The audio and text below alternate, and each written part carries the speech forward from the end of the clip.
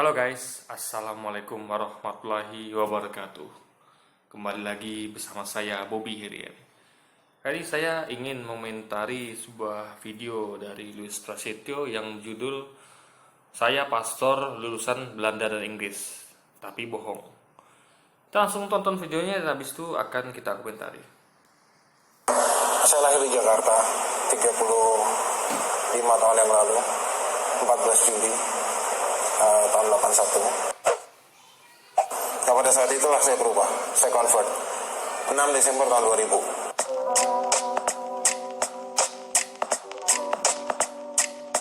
Assalamualaikum, selamat datang kembali di channel ini. Kali ini kita akan lanjutkan untuk menginvestigasi Ustadz atau mualaf ya, Ko Stephen Indrawibowo. Mengenai statementnya, dia mengatakan dan mengklaim dirinya adalah seorang frater.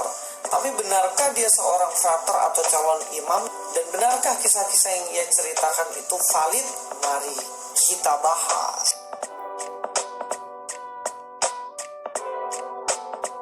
Yang pertama, mari kita akan lihat orang ini sebenarnya lahir kapan. Hijrah dan Hidayah. Oke, saya perkenalkan diri saya. Saya namanya Stephen Indrawibowo. Cuman hari ini saya udah pakai Indrawibowo-nya saja. Saya salah satu karyawan swasta di dekat sini juga, sebenarnya kantornya di Wisma Metropolitan 2 di lantai 7. Saya lahir di Jakarta 35 tahun yang lalu, 14 Juli tahun 81. Dalam video tersebut dikatakan bahwa Ko Stephen Indrawibowo tidak mau pakai kata Stephen. Ya mungkin karena di Alkitab kan ada namanya Stefanus yang orangnya mantap luar biasa. Dia martir demi Kristus. Dia rela dibunuh demi menjadi seorang pengikut Yesus. Iman yang luar biasa. Mungkin karena dia nggak layak lah pakai kata Stephen seperti itu, Stefanus, jadi dia nggak mau pakai. Tapi syukurlah nggak usah dipakai juga, nggak apa-apa. Nah, dari statementnya yang Tonton, saya potong lagi saya gini. Luis Prasetyo ini dia sok tahu, ya, sok pinter. Jadi bahkan isi hati orang pun dia tahu gitu kan. Nah, ingat guys, yang tahu isi hati orang hanya Tuhan. Ya. Bukan Luis, bukan saya, bukan siapapun itu. Nah, Luis ini orangnya suka menduga-duga, suka mengira-ngira, suka ngomong tanpa bukti. Bahkan isi hati orang pun dia seakan-akan tahu gitu, melebihi Tuhan. Nah, itu Anda bayangkan ya. Dia mengatakan tadi mungkin dia nggak mau memakai kata Stephen karena Stephen itu martir gitu kan. Ini dari mana dia tahu isi hati Ko Stephen gitu? Kok bisa dia menduga-duga seperti itu? Ini kebiasaan Luis memang itu guys. Kita maklumi dia memang suka ngomong tanpa bukti, hanya menduga-duga dan mengira-ngira, dan itu jatuhnya fitnah. Jadi gini guys, kita mau tangkas sedikit ya. Dahulu itu ada dua garis besar pengikut Yesus ya. Yang satu adalah penganut monoteism atau tauhid ya, yaitu Arius dan pengikutnya sampai ke 12 murid awal Yesus. Lalu kemudian ada yang penganut Tritunggal ya, yang itu nantinya akan dipimpin oleh Paulus dan kawan-kawannya. Nah, ini mereka berdua ini ya itu berbeda paham. Yang tauhid Arius itu mengakui Yesus hanya utusan. Tuhan itu Allah satu-satunya. Paulus dan teman-temannya meyakini kalau Yesus adalah Tuhan bersama dua yang lainnya, yaitu ada Roh Kudus dan juga Allah Bapa. Nah, jadi guys, kita harus perlu cek siapa yang di antara mereka nih yang benar gitu, ya kan? Nah, Yesus pernah menyampaikan ya, akan tiba masanya, nanti kalian akan dianiaya, ya, kalian akan diusir dari tempat kalian, gitu. Kalau kalian ikut aku, Yesus pernah menyampaikan seperti itu, ya kan? Nah, jadi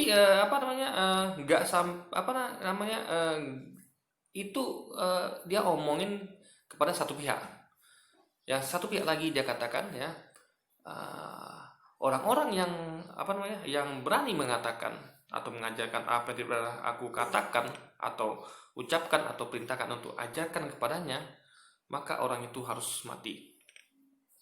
Orang yang menyembur-nyemburkan kebohongan, dia akan binasa. Nah, itu ancaman Yesus untuk untuk kelompok satu lagi, yaitu orang yang berbohong, yang tidak pernah yang mengajarkan apa yang tidak pernah Yesus ajarkan atau katakan. Contoh, mengatakan Yesus Tuhan. Yesus mengatakan seperti ini, guys. Ingatlah Israel, Tuhan Allah kita Esa, satu-satunya Tuhan. Dia katakan Tuhan Allah kita. Nah, kalau saya ngomong Tuhan Allah kita, berarti saya bukan Tuhan. Berarti saya punya Tuhan, yaitu Allah yang sama dengan kita, yaitu Yesus dan pengikutnya. Jadi di situ Yesus mengakui dia juga punya Tuhan yang namanya Allah. Dan bahkan dia sambung di ayat lainnya ya. Demikianlah mereka mengenal engkau. Dia pakai kata engkau di sini. Engkau satu-satunya Allah yang benar. Oh, dia pakai kata engkau. Sedangkan dia itu adalah subjek pertama, yaitu aku. Berarti jelas engkau ini bukan aku. Jadi Yesus merujuk kepada suatu sosok lain. Engkau adalah satu-satunya Allah yang benar. Ingat guys, dia ngomong satu-satunya. Nggak ada di situ satu dalam tiga dalam satu, nggak ada. Tapi satu-satunya Allah yang benar. Berarti yang lain itu adalah Allah yang salah. Yesus adalah Allah yang salah. Karena dia adalah aku. Sedangkan Yesus berkata engkau. Dan mengenal Yesus Kristus yang telah engkau utus. Jadi Yesus Kristus engkau utus. Aku tuh engkau yang utus, Allah satu-satunya benar, gitulah maksudnya. Nah, lalu kalau ada orang menyampaikan dia Tuhan, berarti kan ini orang telah menyembur-nyemburkan kebohongan. Ya, seorang nabi yang berani mengatakan apa yang tidak pernah aku katakan atau aku perintahkan untuk ajarkan atau katakan kepadanya, maka nabi itu harus mati. Nah, berarti kondisinya adalah orang itu harus mati. Dan kita lihat, nah, bagaimana orang-orang yang yang mengatakan Yesus Tuhan, banyak yang mati kan? Nah, jelas mereka ini bukan martir. Kalau mengikut dikatakan Yesus tadi, mereka bukan martir. Ada yang matinya disalib, ya, ada yang disalib terbalik, ada yang dipancung, ada yang diseret kuda hingga mati. Ini bukan martir, guys. Ya. Karena ini mereka terkena dari ancaman Yesus yang jadi nyata. Yesus mengancam orang-orang yang menyemburkan kebohongan dan dengan berani mengatakan apa yang tidak pernah dia perintahkan untuk katakan atau ajarkan atau tidak pernah dia katakan. Itulah yang menimpa mereka. Jadi nggak semuanya martir, guys ya. Ya, makanya jadi jangan melihat hanya bagaimana mereka ini mati mempertahankan iman. Tidak. Apa yang mereka ucapkan juga harus diteliti. Apakah mereka mengatakan apa yang tidak pernah Yesus katakan atau ajarkan, dan mereka juga menyemburkan kebohongan, ini harus diteliti lagi. Jangan dilihat hanya dari cara matinya, guys. Jadi nggak semuanya martir ya.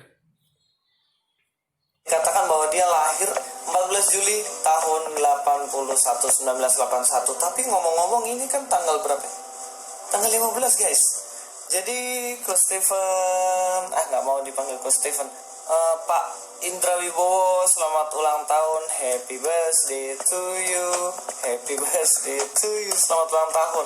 Ngomong-ngomong tanggal lahirnya 14 Juli sama kayak tanggal jadian saya sama istri saya waktu pacaran dulu, 14 Juli guys. Sama. Tandai di situ di mana beliau mengatakan 14 Juli 1981. Kita akan telusuri mengenai latar belakang ini dari tanggal lahirnya sampai ia jadi imam. Kita lanjut videonya ya guys. Saya lahir dari keluarga yang berbeda dari jemaah di sini. Keluarga saya pun keturunan yang minoritas di Indonesia. Saya dibesarkan oleh keluarga yang benar-benar bertolak belakang dari apa yang sudah kita alami mungkin dari masa kecil kita. Untuk latar belakang, beliau mengatakan bahwa dirinya dari kaum minoritas. Yang jelas di sini dia mengakui bahwa dirinya adalah ya dari Kristen lah, entah Protestan, Katolik, tapi sebenarnya nggak disebutkan. Tapi kalau nggak sebutkan, kenapa Anda mengira Luis? Ya, gini, kaum minoritas ini bukan berarti hanya masalah agama, guys, tapi juga bisa suku. Ya, Coach Stephen itu kan dari suku Chinese, itu juga minoritas. Suku Cina kan di Indonesia minoritas. Jadi nggak melulu ngomong soal agama gitu. Nah, Luis ini jadi kok jadi sok tahu gitu, mengatakan apa yang tidak orang sebutkan. Disitulah kesalahan dia, guys. Dia orangnya suka mengira-ngira, menduga-duga gitu. Kok saya nggak berani ngomong saya. ya, karena orang itu tidak menyampaikan ya. Tapi Louis dengan berani menduga-duga, itulah guys, kebiasaan orang yang sok tahu tuh seperti itu, yang sok pintar gitu kan. Lihat latar belakangnya, dia adalah Katolik ya.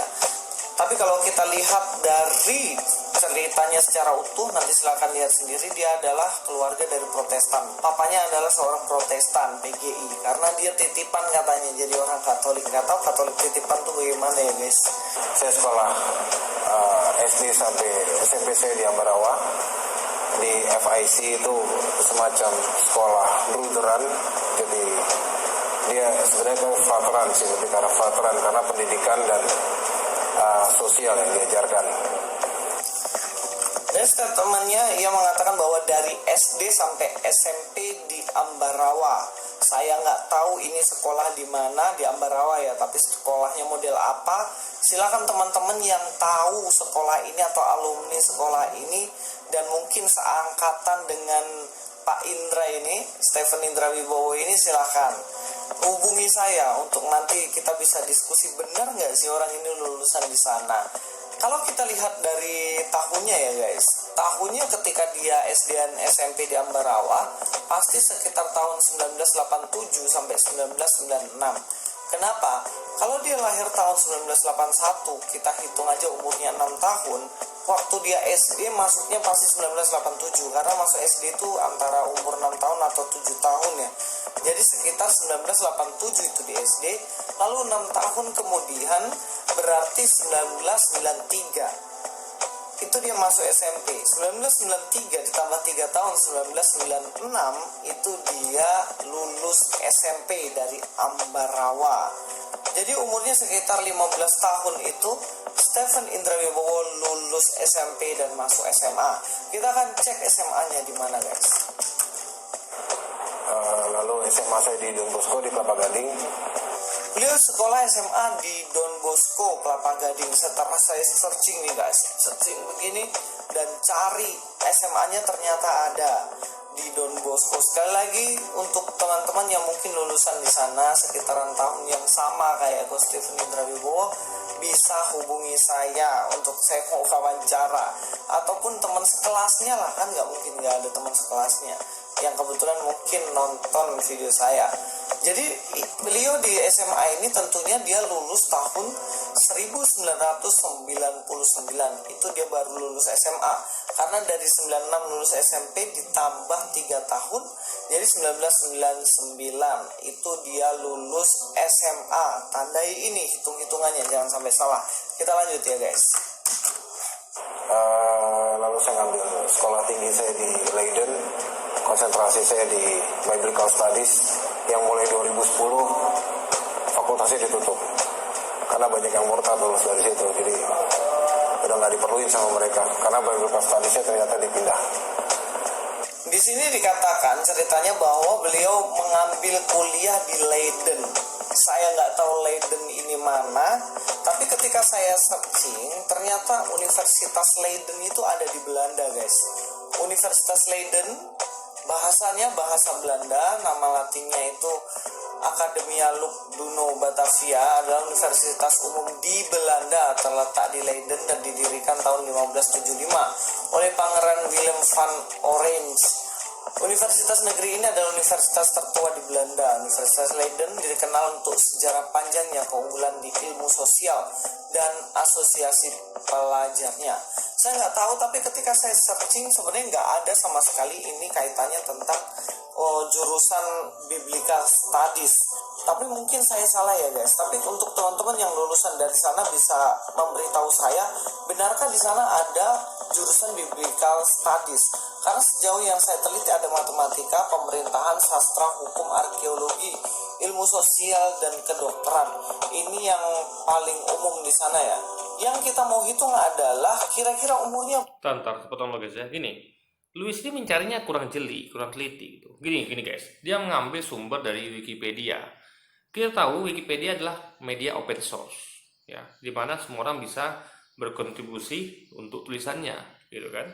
Nah, kalau dia jujur dan dia ketik bener-bener ya, Biblical Study Leiden itu akan keluar, ya saya udah cek sendiri, ya Anda bisa cek sendiri di Google.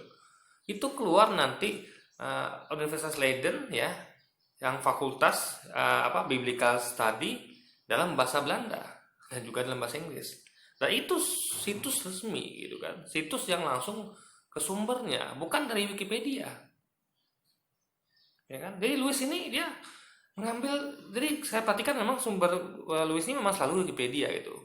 Apa dia nggak tahu kalau itu adalah media aplikasi atau media situs yang open source yang semua orang bisa nginput gitu. Jadi ini situs guys nggak bisa dijadikan pegangan yang akurat. Kalau hanya pegangan sampingan oke lah, tapi nggak bisa dijadikan pegangan akurat. Lalu yang kedua, Rico Stephen mengatakan dia 2010 itu kan dia tutup fakultasnya itu karena banyak orang murtad gitu kan. Nah itu nanti Anda perlu ingat ini untuk nanti di video di komentar berikutnya akan kita bahas ini guys. Berapa ketika dia lulus dari Universitas Leiden di sini? Kalau menurut perkiraan saya ya, kita anggap saja dia kuliah itu 4 tahun lah. Kita anggap 4 tahun. Dari 99 ditambahkan 4 tahun, maka dia akan lulus 2003 di Leiden. Silakan hitung sendiri di rumah. Katanya juga nggak tahu ini kebohongan atau apa, tapi feeling saya ini kebohongan juga. Katanya fakultas ini, Biblical Studies ini ditutup tahun 2010 karena banyak yang lulusan dari situ murtad. Tapi nggak pernah ada sama sekali cerita dan sejarah ataupun informasi bahwa fakultas itu ditutup karena murtad orang-orangnya. Nggak ada sama sekali. Sorry ya guys, baterai saya habis. Jadi saya potong dulu guys, gini. Louis ini dia nggak paham kalau nggak semua informasi itu ada di media, ya kan? Nggak semuanya guys, ya kan? Contoh di TV One kemarin ada demo demo mahasiswa kan hari Kamis kemarin. Itu nggak semua media memberitakan demo itu gitu. Atau beberapa hal lain, contoh misalnya aksi-aksi partai PKS dalam memberikan membantu korban banjir dan segala macamnya, itu aksi sosial partai PKS itu nggak masuk berita ya. Nah apalagi ini hanya penutupan sebuah fakultas ya, ingat penutupan fakultas bukan penutupan universitas. Ini hal yang nggak menarik bagi media gitu kan. Lalu dan banyak yang murtad gitu, karena banyak yang murtad dalam artian berarti fakultasnya nggak laku gitu kan, karena yang mencari itu susah gitu. Nah kita tahu banyak tren di Eropa sekarang, orang banyak yang mualaf di Eropa sana gitu. Mereka mengkaji agama, mereka punya kesadaran untuk mengkaji agama-agama yang ada, mereka mulai mencari tahu tentang Islam gitu. Katanya Islam ini agama teroris, benar nggak sih? Saya penasaran. Lalu mereka belajar tentang Islam. Ternyata mereka menemukan fakta sebaliknya. Ternyata Islam adalah agama yang damai. Ternyata teroris itu hanya fitnahan untuk mendiskreditkan agama Islam. Akhirnya mereka berbondong-bondong masuk Islam. Dan banyak gereja-gereja yang dijual, ya, yang tutup. Padahal jemaahnya banyak yang pindah ke agama Islam. Di Rusia juga pernah tuh guys, salah satu pendeta tuh ngomong ceramah itu viral. Dia katakan dia terharu melihat ada seorang supir taksi yang mengantarkan nenek-nenek yang 2 tua renta tiap hari ke gereja ya tiap minggu tanpa menarik bayaran gitu. Dia tersentuh hatinya. Dia katakan Islam ini agama yang damai. Banyak orang nanti akan masuk Islam kata dia gitu. Ini pendeta Rusia yang ngomong gitu. Nah, jadi gini guys, nggak semuanya tuh ada di media diberitakan gitu. Jadi Louis tuh jangan anggap Google atau media itu memberitakan semuanya sampai ke detail-detail itu nggak seperti itu juga gitu. Jadi jangan dikatakan misalnya nggak ada gitu, lalu Anda katakan tidak ada. Anda harus cari langsung sumbernya. Anda pergi ke sana gitu, ke Universitas Leiden itu, ada tanyakan benar nggak di tahun 2000 tahun 2000 itu ada penutupan fakultas biblical study gitu. Atau ada nggak di sana tuh fakultas biblical study gitu metodenya guys. Jadi bukan duga-duga, bukan kira-kira, yang itu akan menjurus kepada fitnah. Pindah kamera, maaf kalau kameranya yang ini kualitas gambarnya jelek. Ternyata ketika dia kuliah, dia tidak hanya sampai di Leiden, dia pindah ke Inggris juga untuk melanjutkan kuliahnya. Setelah itu saya teruskan di Inggris untuk ngambil sosionya, lalu Coba kita hitung, sekitaran mungkin S2-nya lah ya di Inggris itu 2 tahun aja. Kita hitung 2 tahun. Dari 2003 tentunya ketika 2 tahun dia ambil S2 di Inggris, pada tahun 2005 dia baru lulus. lalu saya ditakbiskan di Roma selama 5 bulan lebih. 2 minggu saya tinggal di Saint Peter Basilica dulu di Roma, itu yang mungkin kalau kelihatan di TV sering lihat lah, untuk gerejanya itu. Saya di basement, hidup di situ 5 bulan lebih lah. Seminggu sekali keluar naik matahari biar nggak kuning. Nah, di situ dikatakan bahwa dia ditakbiskan ketika dia sudah tinggal di situ sekitar 5 bulan. Kita hitung 1 tahun lah guys ya. Jadi perjalanan hidupnya untuk dia sampai ditakbiskan adalah sekitar 2006. 2006 dia 2005 dia selesai di Inggris, 1 tahun atau 6 bulan lah itu hidup di Roma 2006, dan dia ditugaskan di Jakarta. Lalu tugas saya pertama di sini di katedral, cuman saya tunduk di bawah paroki Jakarta Utara, jadi adanya di Stella Maris di Pluit gerejanya. Itu dulu pengalaman sebelum saya mengenal dan masuk Islam. Kalau di Tonton, saya potong lagi, saya gini. Tadi Ustadz Stephen Indra Wibowo itu mengatakan tahun 2010 kan fakultasnya tutup, lalu dia lanjutkan ke Inggris. Nah ini bisa jadi itu lanjutkannya tuh dalam posisi masih S1 gitu, bukan S2. Karena kan kalau logikanya fakultas tutup, itu artinya kan dia harus melanjutkan di tempat lain gitu. Dan dia ngambil jurusan sama, yaitu society sociality gitu kan, society apa tadi saya lupa. Nah, atau bisa juga melanjutkan dalam posisi S2. Jadi sama sekali kita di sini tidak mengetahui sebelum kita melakukan tabayun dan klarifikasi, dan itu yang tidak dilakukan Louis gitu. Dan lagi guys, gini, kesan Louis adalah oke lah kalau dari rentang SD, SMP, SMA tuh itu memang waktunya fix ya, 6 tahun SD, 3 tahun SMP, 3 tahun SMA. Tapi untuk S1, S2 itu ada kasus di mana ya ada beberapa orang itu yang lulus cepat, mendapatkan cum laude gitu. Jadi dia nggak berarti menghabiskan S1 dalam waktu 4 tahun atau S2 dalam waktu 3 tahun, bisa lebih cepat gitu. Ya kan? Jadi dan intinya adalah semuanya itu perlu kejelasan dari Kosipen, langsung kita temui orang yang tabayun, bukan dengan buat video seperti ini gitu guys. Itu poin yang mau saya sampaikan, karena itu kalau Anda lakukan itu ya itu akan menjurus pada fitnah. Saya nggak pernah buat video kayak gini.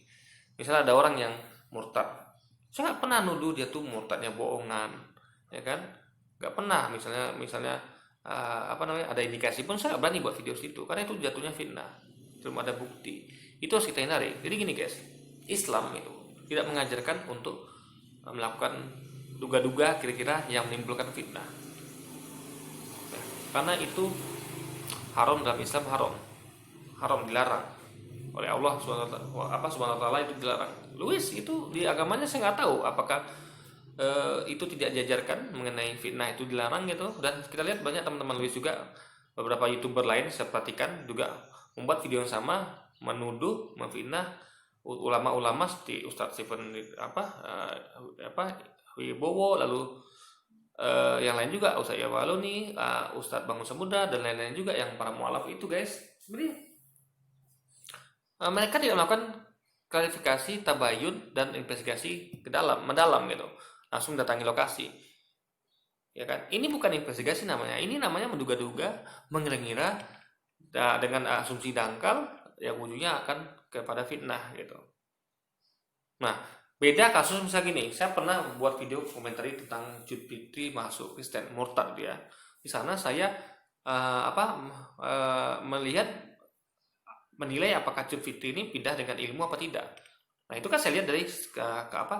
Lihat dari ucapannya. Oh ternyata dia pindah agama itu karena dia ikut-ikutan di hari Minggu orang pergi gereja. Yang kedua dia karena mimpi gitu.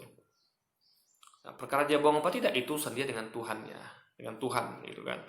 Nah, yang saya nilai adalah dari ucapannya gitu. Saya nilai dia pindah agama bukan dengan ilmu gitu, tapi dengan keyakinan buta. Ya, ini apa pindah agama atau percaya atau beriman tanpa ilmu itu sama dengan iman buta. Percaya begitu saja tanpa ada ilmunya. Nah, itu saya tidak mengatakan dia bohong. Tapi saya nilai apa yang dia ucapkan. Nah, Louis sudah mengatakan berani mengatakan Ustadz Stephen Indrawibowo bohong meskipun tidak ada bukti, guys. Nah, ini yang harus kita hindari sebagai umat muslim. Jangan Anda buat video-video seperti ini. Ini akan merusak citra agama Anda sendiri dan diri Anda sendiri sebagai tukang fitnah gitu, guys. Jakarta kita hitung aja setahun lah, masa di situ 1 bulan langsung murtad kan aneh. Jadi kita hitung 1 tahun lah. Jadi lalu dia juga sok tahu menentukan harus tahun lah gitu. Masa langsung murtad? Louis sudah bertindak selayaknya Tuhan, tahu kapan orang murtad, guys, ya kan? Harus ditentukan harus tahun dulu nih baru murtad. Ini logika macam apa sih, guys? Jadi semua isi kontennya video ini semuanya ada duga-duga kira-kira. Itu yang dimakan fitnah gitu. Nggak berdasarkan pada bukti. Dokumen kayak apa kayak gitu kan. Satu lagi, guys, kata-kata orang juga nggak bisa kita percaya sepenuhnya. Kata-kata orang nggak bisa kita percaya sepenuhnya, ya.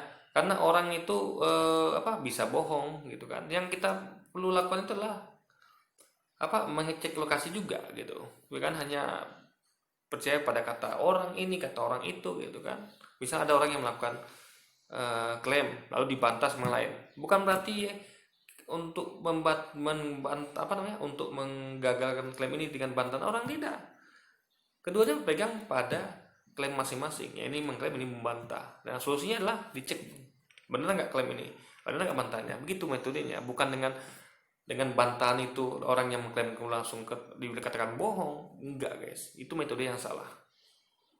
tugas di Jakarta mungkin 1 tahun, jadi sekitar 2007 perjalanan hidupnya mulai dari lahir 1981 sampai 2007 dia menjadi seorang frater ya, belum pater. Karena apa? Untuk menjadi seorang pater dibutuhkan waktu yang lama.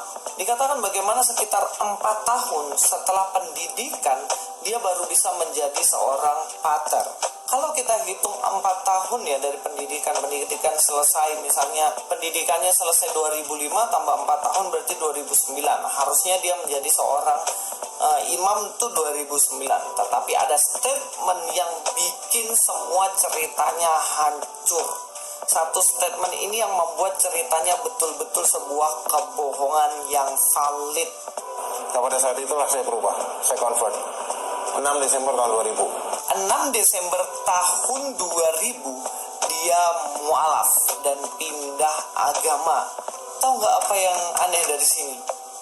Tahun 2000, kalau dari sejarah hidupnya itu dia baru lulus SMA, guys. Don Bosco Kelapa Gading SMA-nya dia lulus 99. Masa tahun depannya dia sudah menjadi imam? Kan nggak mungkin. Ataupun tahun depannya dia sudah tugas di gereja dan sudah lulus kuliahnya sebagai seorang pater. Kan nggak masuk akal gitu. Entahlah, kalau saya sih nggak percaya. Silahkan kalian semua percaya nggak apa yang diceritakan oleh Stephen Indrawibowo. Ini, guys, potong lo ya, gini. Ustadz Stephen Wibowo ya bisa jadi ya, karena kita nggak tahu mana yang pasti gitu kan. Kita belum melakukan tabayun, saya terus belum melakukan tabayun nih ya, hanya duga-duga kira-kira. Tapi bedanya saya nggak mengatakan Ustadz Stephen Wibowo bohong, tapi Louis dengan berani mengatakan dia bohong. Itu kan fitnah namanya. Anda boleh menganalisis, boleh menduga-duga, boleh, tapi nggak boleh mengatakan langsung mengklaim orang itu bohong gitu. Enggak, Anda cukup katakan ada yang aneh gitu, selesai. Jadi kalau Anda katakan bodoh, berarti itu klaim. Jadi ada ya kira-kira duga-duga yang tidak mengklaim, ada yang duga-duga kira-kira yang mengklaim.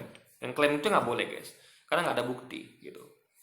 Orang boleh melakukan analisis, silakan, itu hak masing-masing, tapi tidak boleh melakukan fitnah dengan mengatakan ini bohong gitu. Nah, anggaplah Ustadz Stephen Wibowo itu katanya mualaf tahun 2000, bisa jadi dia waktu mualaf ya, ini berbagai kemungkinan yang saya sampaikan. Bisa jadi waktu itu tahun 2000 dia mualaf, tapi dia tetap melanjutkan sekolahnya di di biblical study ya, atau sampai ke Roma gitu. Bisa jadi dia mualafnya tahun 2010, dia salah ngomong gitu kan, kita nggak tahu itu.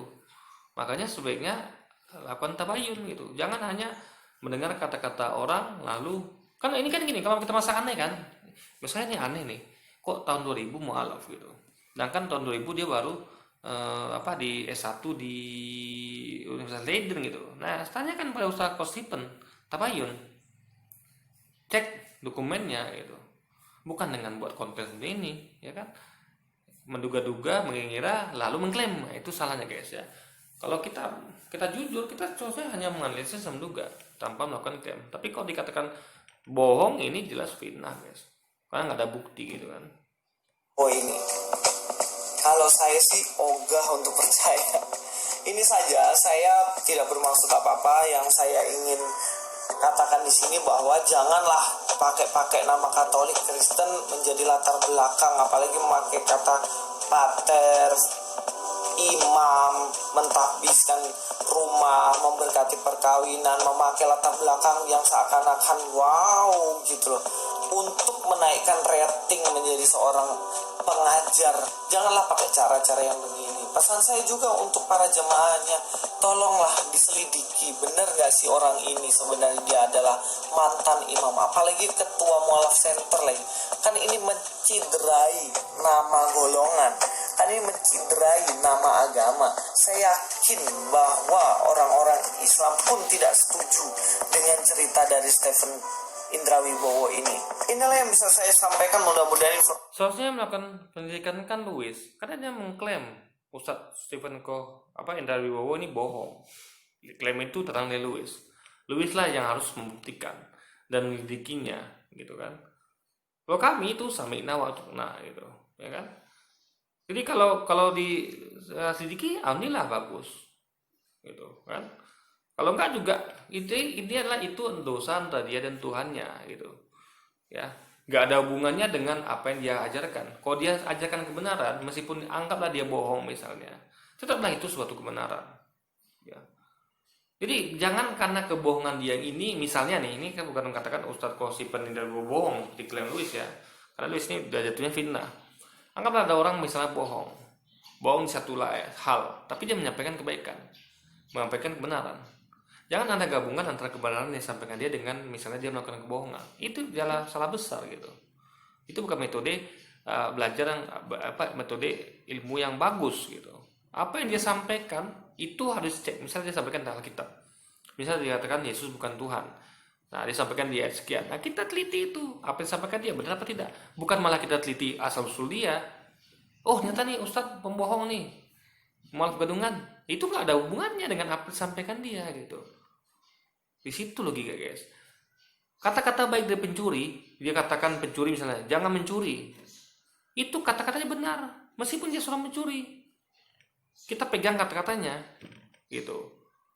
Dibandingkan dengan ada orang nggak mencuri, tapi dia katakan ayo mencuri.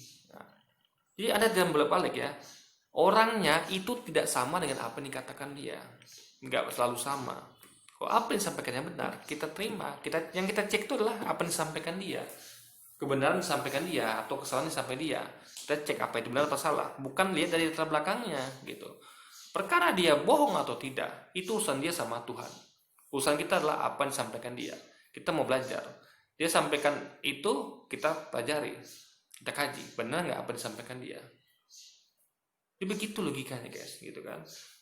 Jadi finance ini dilakukan oleh beberapa YouTuber lain, seperti kan ya di channel lain. Ini memang saya tanya lah Bebe Louis ya, sebenarnya ini loh yang mencederai agama itu ya.